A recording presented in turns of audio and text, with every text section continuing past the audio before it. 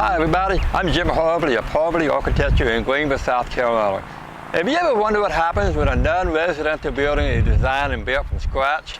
Well, here's your chance, because this is the first in a series of episodes on our YouTube channel that you can follow over the next several months that might answer some of your questions if you're considering building a new commercial building or even planning to renovate an existing building.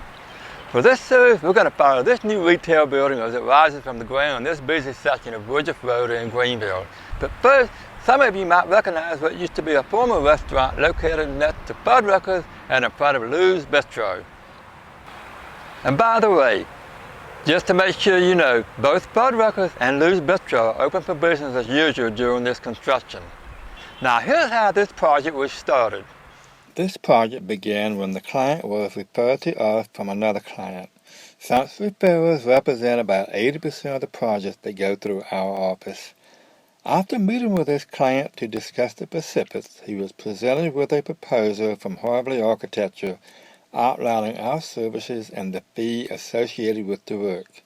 After the client approved and signed the proposal, we began the work by researching the local codes and zoning regulations covering this property. After completing a few schematic layouts of the building, it was determined that we could get almost 11,000 square feet of retail space on the property, along with the required number of parking spaces.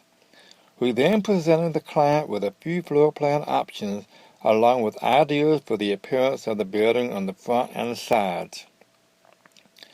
After the design was approved by the client, we then proceeded to the construction document phase of our service, which includes producing the final construction document to be used to obtain bids from local contractors.